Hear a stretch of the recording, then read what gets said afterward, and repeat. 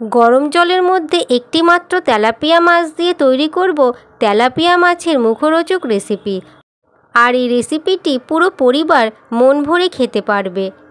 নমস্কার বন্ধুরা, নতুন আর একটা রেসিপিতে সকল বন্ধুদের স্বাগত। হ্যাঁ বন্ধুরা, গরম জলের মধ্যে একটি মাত্র তেলাপিয়া মাছ দিয়ে তৈরি করব দারুণ স্বাদের মুখরোচক রেসিপি। আর এই মাছের রেসিপিটি গরম ভাতের সাথেও খেতে খুবই ভালো লাগবে। তাহলে বন্ধুরা, ভিডিওটি আপনারা স্কিপ না করে অবশ্যই পুরো ভিডিওটি দেখতে থাকুন। আর এবারে আমি রান্নার মূল রেসিপিটি শুরু করছি।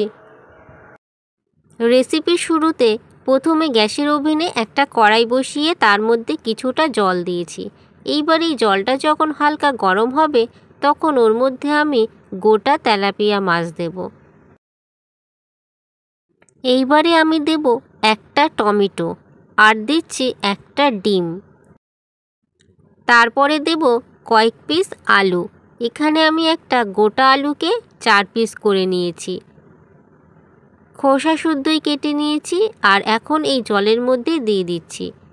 সব কিছুকে একসাথে খুব ভালো করে সিদ্ধ করে নিতে হবে, আর তারপরেই ঘটবে রেসিপির ম্যাজিক। এবারে আমি দিলাম কিছুটা নুন। এবারে কড়াইটাকে একটা ঢাকনা দিয়ে 5 মিনিটের জন্য ঢেকে রেখে দিলাম। ঠিক 5 মিনিট পরে ঢাকনাটা সরিয়ে নিলাম, আর তারপরে মাছের আরেক পিঠ উল্টে দেব। এক এক করে সব কিছু উল্টে দেব। তারপরে আমি টমেটোটা উল্টে দিচ্ছি আর ডিমটাকে উল্টে দেব, এতে অপর পিঠটাও ভালো করে সিদ্ধ হয়ে যাবে। সব কিছুকে উল্টানো হয়ে গেলে আবারও 5 মিনিটের জন্য ঢাকা চাপা দিয়ে রেখে দেব। ঠিক 5 মিনিট পরে ঢাকনাটা আমি সরিয়ে দেব। আর এবারে সব কিছু খুব ভালো করে সিদ্ধ হয়ে গেছে। তারপরে এক এক করে আমি সমস্ত কিছুকে নামিয়ে নেব। ডিমটা নামিয়ে নিলাম প্রথমে, তারপরে নামিয়ে নিচ্ছি টমেটো। এবারে আমি আলুগুলোকে নামিয়ে নেব। এই সব কিছুকে নামিয়ে খুব ভালো করে ঠান্ডা করেও নিতে হবে।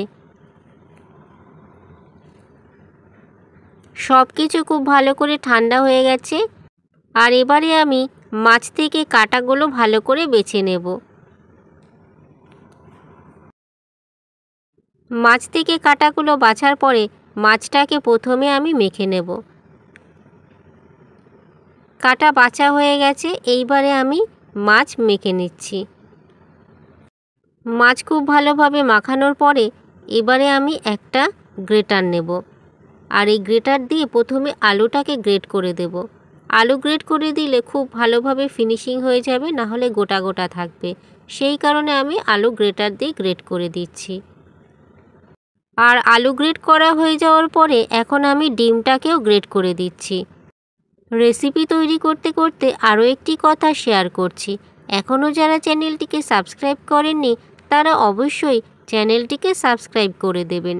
আর যারা ভিডিওটি ফেসবুক পেজ থেকে দেখছেন তারা তিয়াশা ফুডস হাউস পেজটিকেও ফলো করে দেবেন। ডিম গ্রেট করা হয়ে গেছে, এইবারে টমেটোটা মেখে নিচ্ছি। টমেটোটাও খুব ভালো করে মেখে নিতে হবে সব কিছুর সাথে। টমেটো মাখা হয়ে যাওয়ার পরে এখন আমি সব কিছুকে একসাথে মাখিয়ে নিচ্ছি।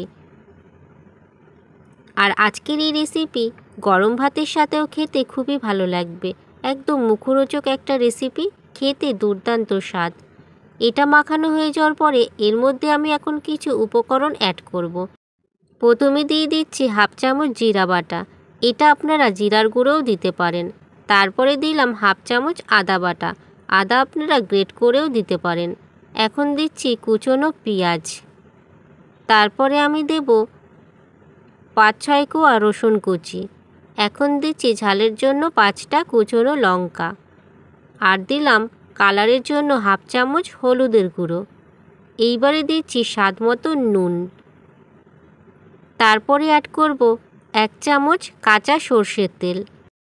কাঁচা সর্ষের তেলে এর ফ্লেভারটা খুবই ভালো আসবে। এখন পুরোটাকে বাইন্ডিং করার জন্য আমি দিচ্ছি বেসন। 3 টেবিল স্পুনের মতন বেসন দিলাম। বেসন দিয়ে খুব ভালো করে এবারে মাখিয়ে নিচ্ছি। সব কিছুকে একসাথে খুব ভালো করে মাখিয়ে নিতে হবে। এছাড়া মাখানোর পরে যদি বোঝা যায় যে আরেকটু বেসনের দরকার পড়বে এর মধ্যে, তাহলে আমি আরেকটু বেসন দিয়ে দেবো এর মধ্যে। এইবারে খুব ভালো করে মাখিয়ে নিয়েছি আর বেসনও লাগেনি। আর এখন আমি অল্প অল্প ডো নিয়ে ঠিক বড়ার মতন গোল শেপ দিয়ে নেব। সবটুকু মাখানোকে ঠিক এরকমভাবে গোল শেপ দিয়ে আমি বানিয়ে নেব। তারপরে এগুলোকে ভেজে নেব। সবগুলো বানানো হয়ে গেছে, এরপরে আমি এগুলোকে ভেজে নেব। তার জন্য কড়াই বসিয়ে দিয়েছি ওভেনে আর তেলও দিয়ে দিয়েছি। তেলটা ভালো করে গরমও হয়ে গেছে। এখন আমি এর মধ্যে একটা একটা করে মাছের পকোড়া বা বড়া দিয়ে দিচ্ছি। তাহলে বন্ধুরা, আপনারা মাছের এই ইউনিক রেসিপিটি বাড়িতে একবার হলেও বানিয়ে নেবেন। গরম ভাতের সাথে খেতে খুবই ভালো লাগবে। এছাড়া ডাল দিয়েও এই পকোড়াগুলো গরম ভাতের সাথে ভালো লাগবে খেতে।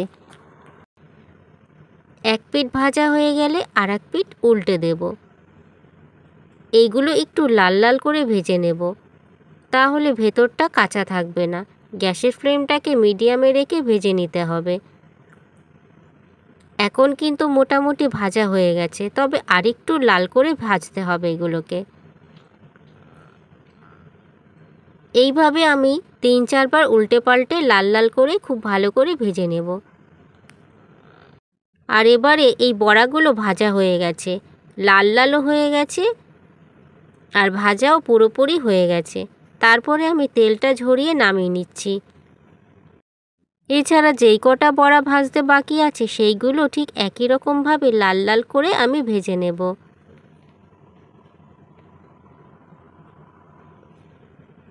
এইবারে আমি পরেরগুলো দিয়ে দিচ্ছি আর একই রকমভাবে লালচে লালচে করে ভেজে নেব। সমস্ত বড়াগুলো ভাজা হয়ে গেছে আর গরম গরম পরিবেশন করব। গরম ভাতের সাথে খেতে দারুণ লাগবে।